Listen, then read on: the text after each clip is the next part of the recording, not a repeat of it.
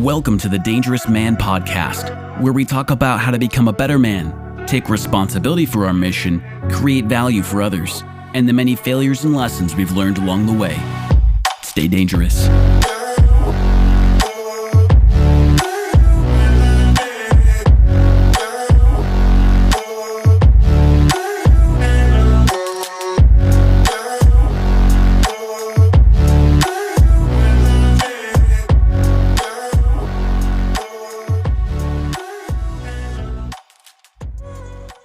Welcome to the Dangerous Man Podcast. I am your host, Adam Tuft, joined by co-host John Castoris. What is up, John? Good morning, America. Good morning, Vietnam. Yeah. I'm never going to get tired of that. It's so funny. I am super pumped to be on this podcast today because we got a tech upgrade. We got some new mics. So we're using the mics that you see almost every podcaster use now. Instead of the cool ones, yeah, not like the cheap. The cool ones.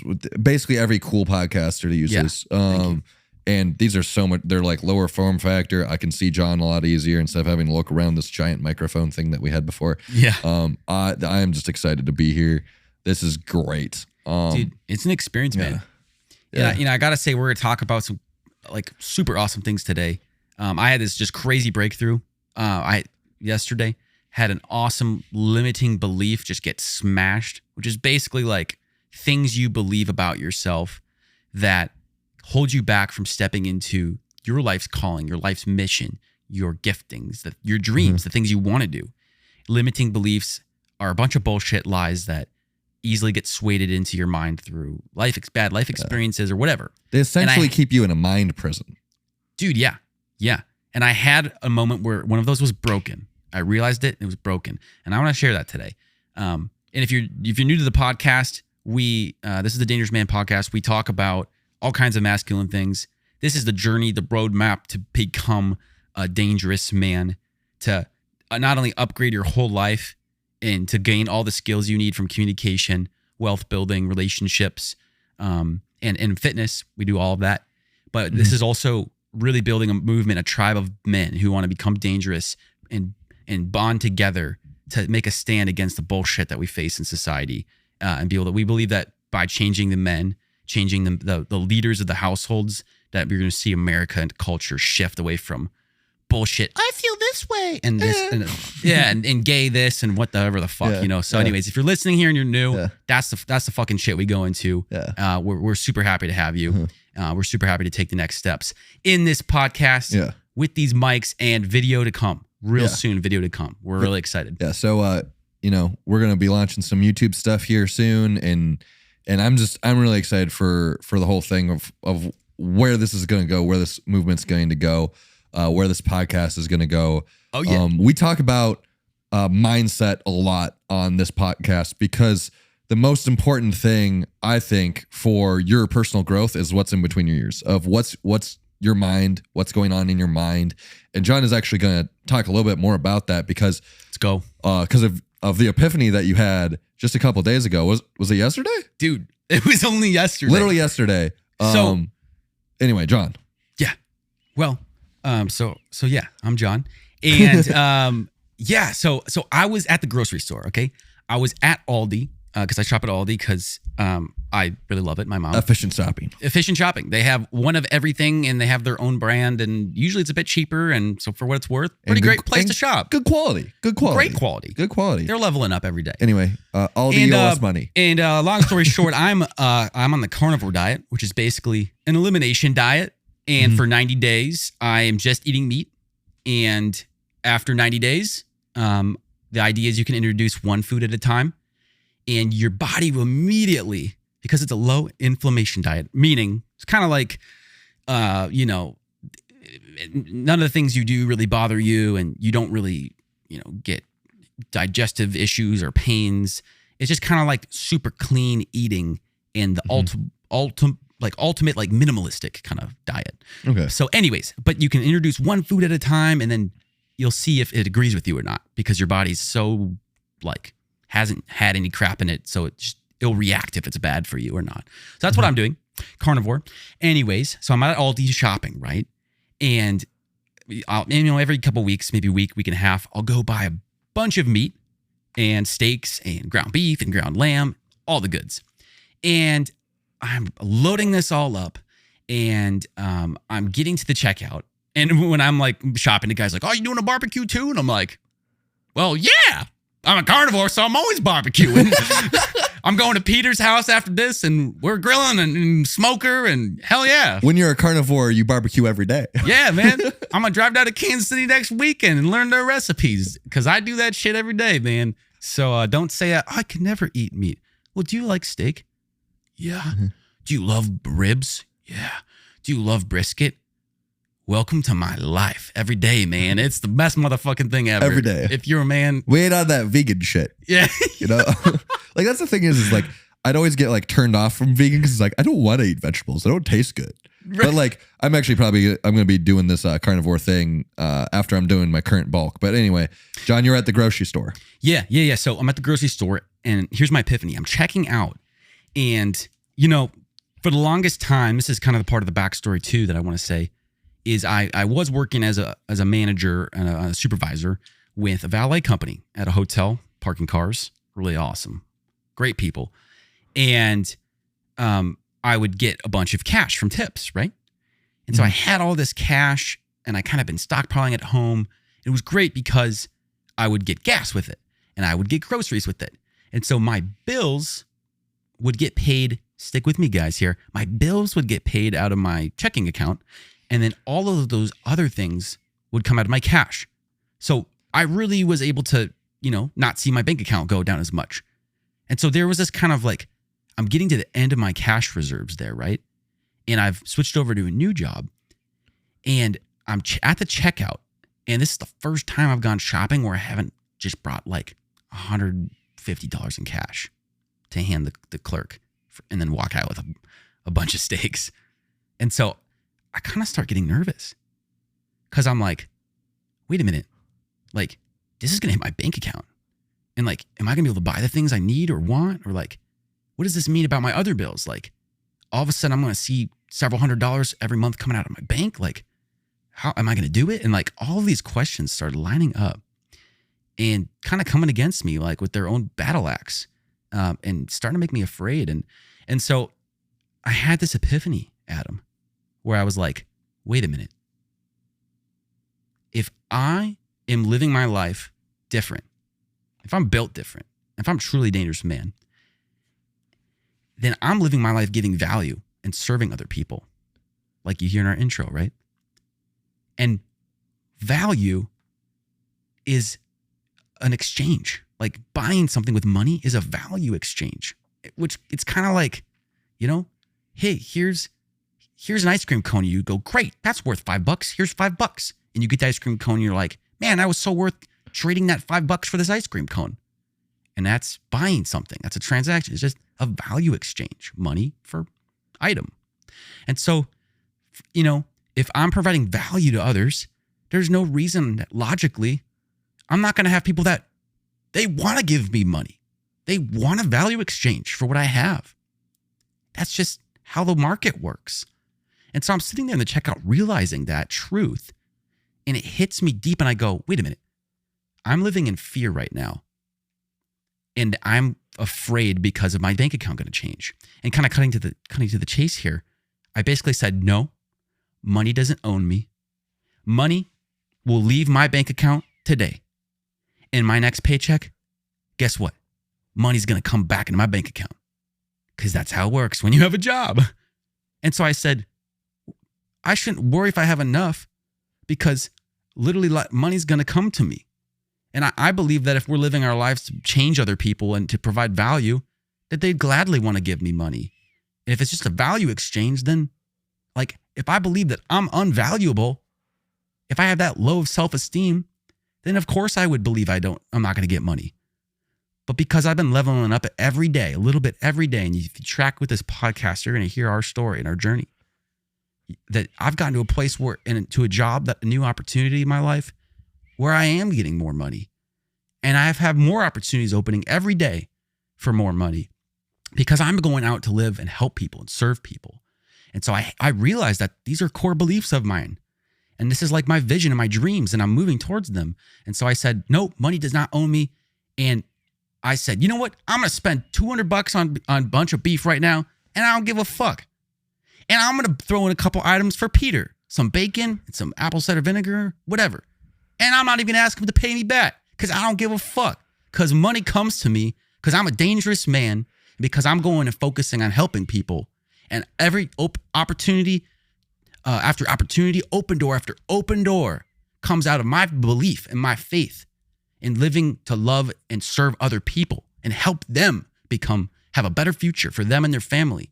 That's my life's mission. And I believe every one of us has a call to do something very similar in their own unique way with their gifts and talents. And if that's true, if that life calling is truly built into my heart as a man, and I believe it is, we all have a dream, then the opposite of that belief and that calling is fear. And when I recognized fear in my heart, I knew that it was completely opposing that calling and that faith and that belief and that truth and that value. Therefore, it was not true, because that's not my calling in life. And it was just me being like, well, I could save a couple bucks and I should look at my budget and re-go over it. And, maybe I should find a way to get more cash, or like cut my expenses, or like this or that.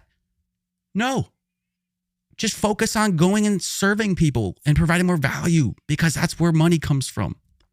And don't worry about the food. Like, if you had food, you've had food your whole life. If you're listening to this, you've had food your whole life. And so for me, I had that I'm saying this because this was my realization, that I don't have to worry about eating.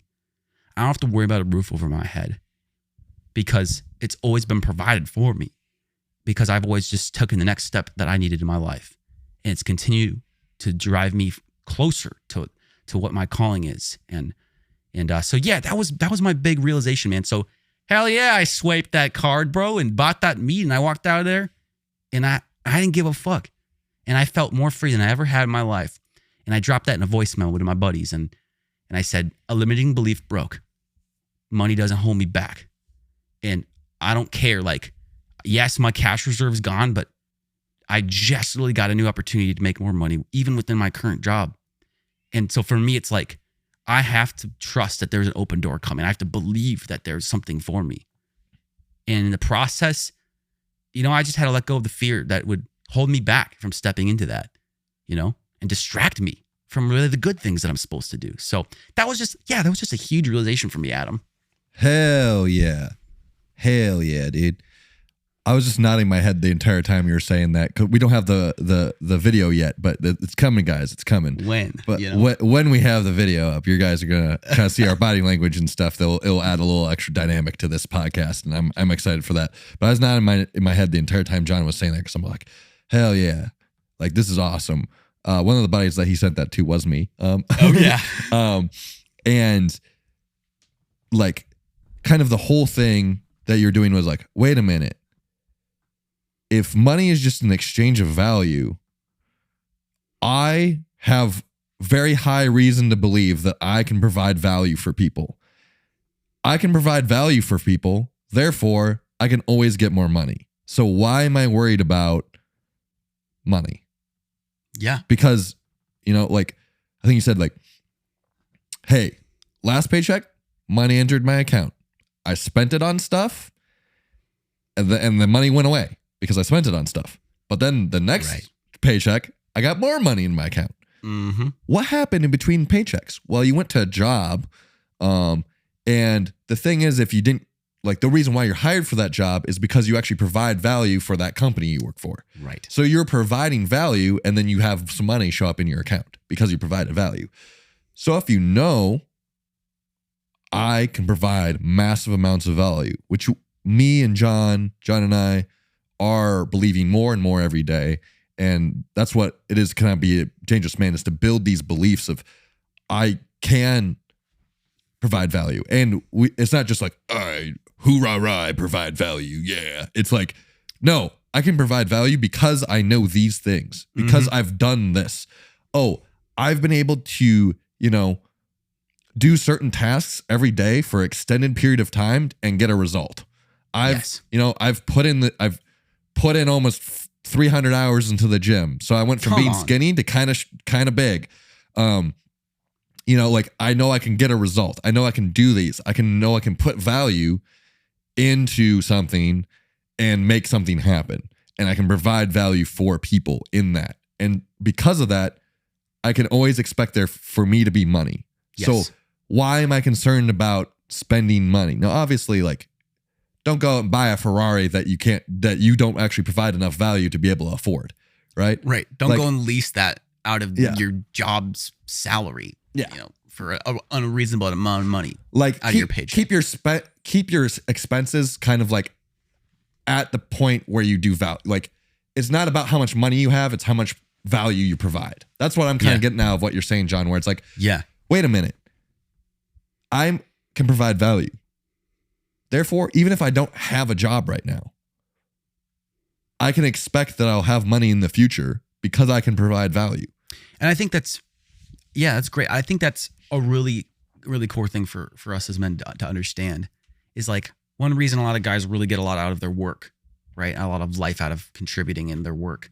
Yeah. Is because really we're made to kind of go out and give value and help people and do things and receive back thanks and gratitude and praise and respect, right? Yeah. As men, we want to be respected. And these are all really good things, you know, and I just want to drop a couple nuggets of a framework here for some guys. What could you do, right? What could, like, what's the overarching strategy behind this, you know? And I think kind of what I learned was, I attended this seminar this week called The Think and Grow Rich, which is a book by Napoleon Hill. The Think and Grow Rich Challenge. Not Think and Grow Witch. We're not growing witches. Yeah, we're not into that here. No, we don't do witchcraft. And we do the opposite of that in some ways. Oh my gosh. Yeah. Enough of that. Anyway, a bunch of crap. You went on a podcast. So I attended a live seminar on the concepts from this book. And my good mentor and been a big guide and teacher for me over the last few years, Russell Brunson. We've talked about him before with books. If you're new to him, he's just an incredible author and internet marketer and public speaker, and a very, very successful businessman and great man. But he was teaching on Think and Grow Rich. He actually acquired that whole company. He bought the rights to Napoleon Hill Foundation. So, but kind of the framework was like, you believe, and this is what you're going to read in the book, you believe with your mind and you visualize, you know, think in your mind, close your eyes and visualize a castle. Okay. Visualize an elephant. Okay. Visualize a couch, right? And that's your ability to visualize, right? So when he says think and grow rich, the basic idea there is step one, visualize what it is you want in your life. If it's money, if it's, you know, a better job situation, what does that look like? If it's you have skills with communication and you're not awkward and timid around people, visualize yourself with confidence and smiling in a social scenario, being on stage, public speaking, crushing it. And you will draw yourself the law of attraction that Napoleon Hill talks about in this book, and also Ed Milet talks a lot about it. The law of attraction pulls you towards that end. So that's number one. And the caveat on this is, there's this lady that got on to the seminar and she shared, you know, I had this person comment on her, basically this business she started. And I can't exactly remember what she does, but I think the idea here is she had this business of helping people, get free of alcoholism. And she didn't do the 12 steps. She had her own framework she built, and she would coach people through this. And people were like, from these associations, were coming after with emails and going, like, you need to take this down. Like, we're going to hop on a Zoom call with you, and we're going to tell you why this is like terrible and how you have to stick with what we're doing in the 12 step. And she was like kind of intimidated by these people. And she was like gonna hop on this call and be like, man, maybe they're right. Like, yeah, I guess like, and she kind of went down this rabbit hole of visualizing all this the bad stuff. And the reason she created what she does is because it worked for her. It got her free from alcoholism. Now she's helping people. Literally has a roommate walk in, go, no, that's bullshit. You're changing lives. What you have is great. Don't give into the fear mantra in their comments. Ignore them and move on. And she was like, me, and this is where it gets back to the framework of visualizing. She started going down the fear path. And it was drawing her closer to all the things she did not want in her life. Think about all the times you've had bad results in your life. If you were afraid and timid going to a social event and all you could visualize was it going poorly, guess what? It probably went poorly. We could each tell a million stories on how that's the case. But visualizing your dreams and visualizing success and visualizing it going well and starting to believe that that is for you. That's kind of the framework here. So yeah, there's a lot of power in our beliefs. There's a lot of power in fear, and there's a lot of power in faith. One way or the other, right? Yeah. You're going to get pulled one way or the other. And that's the takeaway. Yeah. It's so important to believe in good things and that good things will happen to you, because kind of what John was talking about, when you're in that state of like, oh no, I have to put this on my card. Like, oh no, like you're almost kind of putting yourself in a fear prison, right? Yeah. And obviously when you're in prison, you're not free. Whereas faith, when you can see like, oh, wait a minute, I have more money coming in. Fuck this shit. I'm going to buy all the meat and buy some for Peter too and swipe it on my card. Mm-hmm. Take that, bitch. You know what you're doing. And that belief in that allows you to free that up. Notice your actual like physical situation didn't change, but your mentality changed, and that changed how you lived your life and made you happier and enjoy your life more and look forward to the future more and be more optimistic, all because you changed your mindset from fear to belief in yourself. You were in a fear prison and you changed your mindset and you broke out of that fear prison into belief, and you claimed your freedom that you already had. That is just amazing. You guys can do this too. Yeah, what do you think that would look like? I think if more men actually did this and like claimed their freedom and actually changed their mindset around this, there'd be so much more production happening from guys. Guys would be providing so much more value, and because they're providing value, would increase their happiness and joy in their life, and those for the life of those around them, have more money for their family because they're providing more value. Yeah. Just because they changed their visualization of what's happening and broke free from their fear prison. Yeah. And claim their freedom that they already had. So guys, just really break free from that fear prison. Me and John, we believe in you. So believe in yourself. Share the show if you want to help other men embrace danger and become truly great. You've been listening to The Dangerous Man. Join us next time. Until then, Claim your greatness and stay dangerous.